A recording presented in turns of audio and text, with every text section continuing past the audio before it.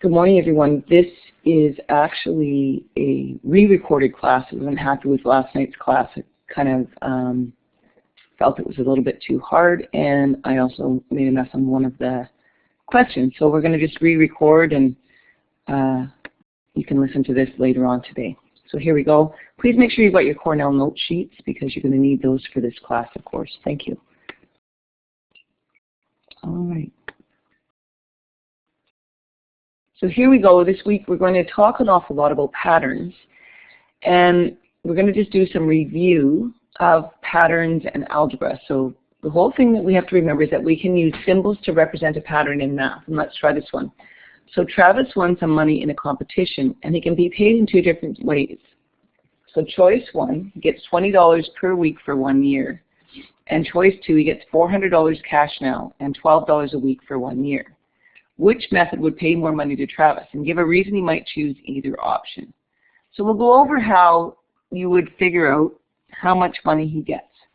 So we know for sure that the first one is, and I'm going to just get a pencil here. Good. He's going to get $20 a week. Now if we say $20 is the dollar value, and then if we say the week is represented by W, then $20 times W equals the amount of money that he is going to make, depending on how many weeks go by. So for a full year, for us to figure that out, we know that there are 52 weeks in a year. So we would do 20 times 52.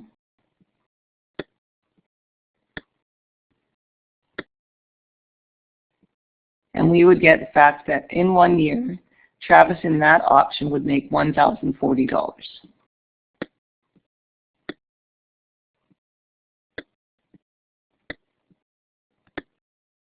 That's a dollar sign. It's not a very good one. To the little thing, and I'll fix the sign. There we go. $1,040. All right. So we might choose that option, but we have to figure out, well, how much was he going to make on the other option? Because we have to know all of the things. So that one's a little bit different. That one would be $400 no matter what. That's what he gets right now. So if it was just $400, that wouldn't be a very good deal. But also they added that he would also get $12 per week. So 400 plus 12 times W, the number of weeks, equals the amount that he's going to make. So we'll just put a dollar sign there. So again, you can see that we're putting a variable in there, and we can figure this out for any number of weeks. Of course, we want 52 to make our comparison. So we're going to do 400 times plus 12 times 52. So you're going to get out your calculator, and you're going to figure out what 12 times 52 is. So give me a second to do that. The 12 times 52, now that you've had your calculator out, is 624. So now we have $400 plus after 52 weeks.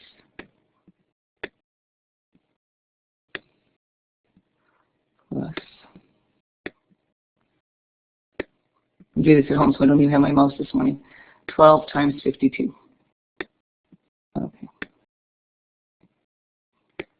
If we do the math out there, this is 624. And we have to add on the $400. Of course, we'll put it in the right order. It'll be 1,024. So one option, the original option, is he waits to get all of his money all year, $20 a week at a time. He gets $1,040. Or he takes a lump sum now, and then he gets a little bit less. He gets $16 less. So why might he do both options? The first one, I think the real reason that he might take the $20 a week for 1 year is because he wants the full amount. And he's not in a hurry to get the money. Maybe he's going to just save it up in a bank account anyway. The second choice, $400 cash now and $12 a week for 1 year. He might have a reason that he needs a little bit more money now, and he's willing to sacrifice that $16 to have the $400. So it's all on how you look at it, but that's how you would do those two. All right, so again, we're using variables here. We could have figured that out for 20 weeks or 5 weeks because we know that $20 per week was what he was getting in the first equation, and $12 per week is what he was getting in the second one. So that just shows you how easy it can be used to use variables. Okay, In math, all variables are letters such as X. Now, we were talking about this yesterday, you could use happy faces or a picture of your dog, and that's true. But the convention in math is that we use letters for variables, and it represents a quantity that can vary. So here's a great example. We all know there's 100 centimeters in a meter. In 2 meters, there are 2 times 100 centimeters. In 3 meters, there are 3 times 100 centimeters. To write an expression for the number of centimeters in any meter, we can say that there are n times 100 centimeters in n meters. And that n can represent then any number of meters. We can write this as 100 times n or 100n. N is the variable, and you'll notice there when we wrote 100n, we didn't put a multiplication sign there. So the convention in math is if you see a number and a letter together, you know that you multiply, so you don't have to. So we're going to use our formula to figure out the number of centimeters in 50 meters. So if n times 100 equals the number of meters in n meters, then we substitute 50 in here. 50 times 100 means that there are 5,000 centimeters in 50 meters. So we could have done that for 30 meters, and we would have seen that it was 3,000. All right, so that's how our variables work. Here's some algebraic expressions and their meanings. For now, you're going to ignore the numbers in brackets just to look at the equations, all right? 6 more than a number is 6 plus n. 4 times a number is 4n. 12 less than a number is n minus 12. And a number divided by 2 is n divided by 2. When we replace a variable with a number, we evaluate the expression. So let's try that. So it says down here, use the number in brackets to evaluate the expression. So stop right now and do that. Pause your computer, and then come back when you're done. I'm going to keep going as if you've paused and we're back. So we're back now. So let's do the first one. 6 plus n would be 6 plus 5. And that equals 11. The second one, 4n, is 4 times 3. Your answer is 12. My equal signs just got terrible there. So it equals 12. The next one, n minus 12, we start with 20. So 20 minus 12 is 8. Hope you can understand what I'm doing here, because this is just terrible. It's funny. And the last one, a number divided by 2. 12 divided by 2. That equals 6. All right, so that one was fairly easy. So that's just a reminder that when we have to figure out what expression that we're getting from words, we have to really think about it. So for the third one is problematic for some people, 12 less than a number. Sometimes they go 12 minus, but actually if it's 12 less than, we start out with a number and we subtract 12. All right. So then we can make pattern rules, and this is really a simple one. We're going to work on these for a couple of days first, because I felt like in class yesterday, maybe people were having a little bit of trouble with this one. So the pattern rule is start at 3 and add 3 each time. So the rule relates to each term that comes before it. So we are going to just do here, so I'm going to extend that down. Sorry guys. Oh, I'm going to actually clear that. Try again. Clear. And I'm going to draw lines. Here we go. That's a little better. So on one side, we write the term number. Let me give me back my pencil. Get back. All right, the term number. And on the other side, we write the number of blocks. I'm going to write the number sign and B. Mostly because it's terrible for me to write. Okay, so in term number 1, we have 3. In term number 2, we have 6. In term number 3, we have 9. And in term number 4, we have 12. So now what we have to do, we take a look at, there's 2 patterns that we talked about yesterday. First of all, it's a pattern going down. So we know that the pattern going down, the number of blocks, is 3. So there are 3 more every time, plus 3. But what we're looking for when we're trying to figure out our expression is how do we get from the term to the number of blocks so that it works every time. So we just do a guess and check here. The first one would be 1 plus 2 equals 3. So if it's going to be plus 2 is going to be our expression, then 2 plus 2 would be 4, so it doesn't work for the second one. So then we try simple multiplication. 1 times 3 is 3, 2 times 3 is 6, 3 times 3 is 9, 4 times 3 is 12. So in this case, it looks like the term times 3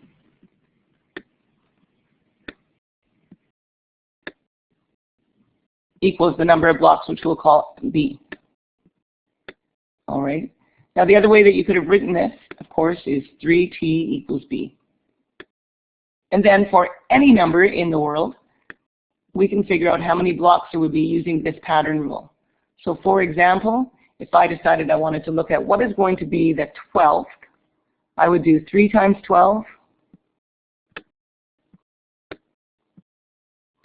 and I would see that even if I use my calculator to do that math, I would have 36 blocks in the 12th pattern. All right? There we go.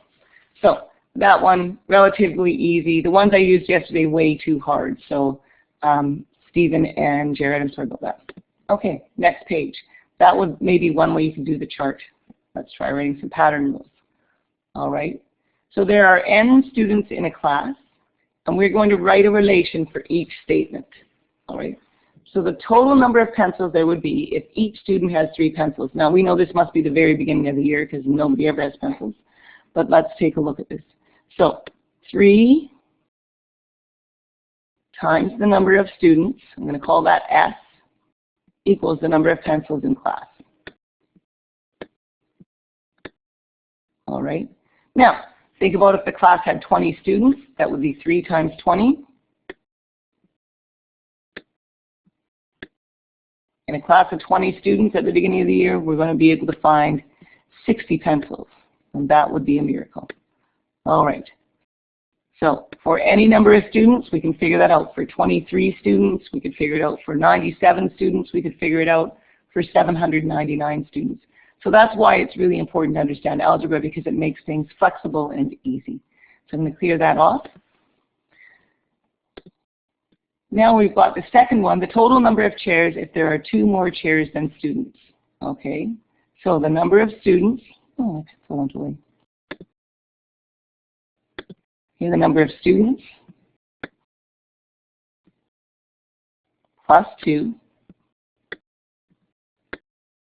equals the number of chairs, where S is students and C is chairs. And we'll talk a little bit about that too in class, just making sure that we define what those variables mean.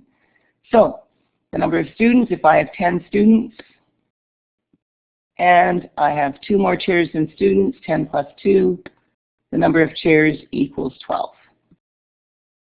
So that's how we solve things. These ones are easy. I know you guys can do them, but it's just to remind you how we do pattern rules, how we write a relation, because they get a little harder later on. All right, I'm going to now clear that off, and we're going to do the last one. Now, this is a little bit trickier. The total number of atlases if each pair of students shares an atlas. So the number of students, I guess when I clear it takes my pencil away. All right. The number of students divided by 2 will give you the atlases. Now my students look like a 5, but it's not. All right. So in this case, if we have 20 students and we divide that by 2, we have 10 atlases.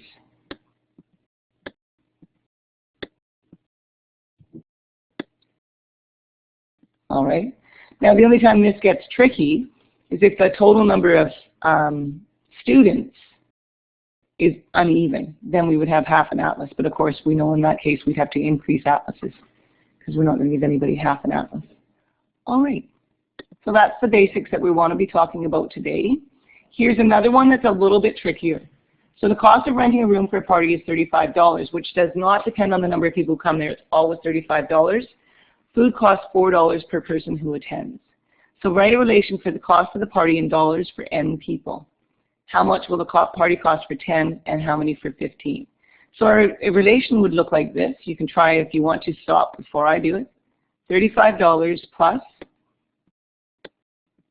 4 for the food for each person equals the cost. Now we can figure out the cost for any number of people. So $35 plus 4 times 10, which is 40, equals $75. So the cost for 10 people in that case, $75.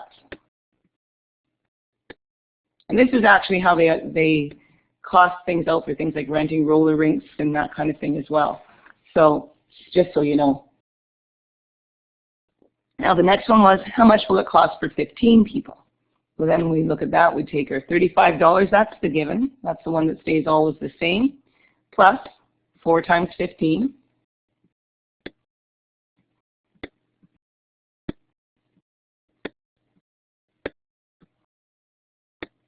Now it's torture watching me do this. Okay, it's 35 plus 60.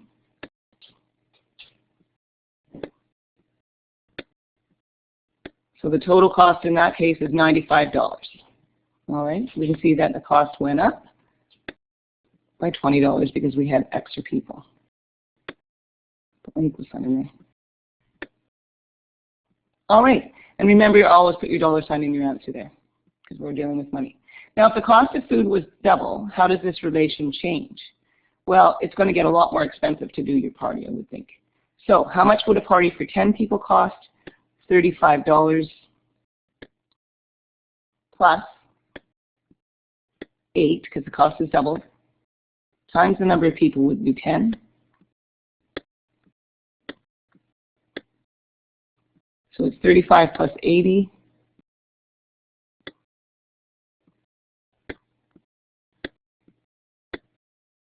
And that's $115.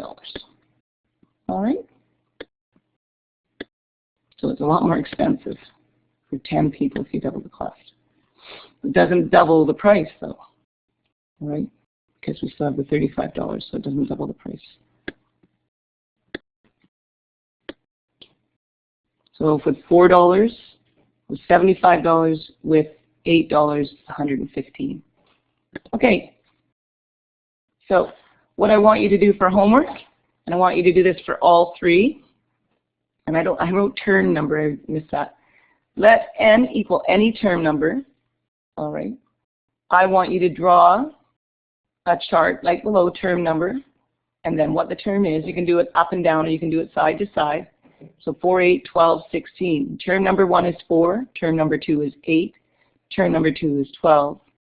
Sorry, 3 is 12. Term number 4 is 16. On the second one, term number 1 is 1. Term number 2 is 2. Term number 3 is 9. Term number 4 is 10. And then we have 0, 1, 2, 3. So draw a chart for each term number and the term. And then I would like you to figure out for homework what, without extending the pattern, okay, figure out what is term 10. All right? What is term 10? I don't know why I wrote term, that's funny. All right, so what is term 10? And I'd like that for homework on your Cornell note sheet. All right, I have some terms that I want you to write down on your Cornell notes, so please make sure you bring them to class because I didn't add them to this page. They were on the last one. Thanks, guys.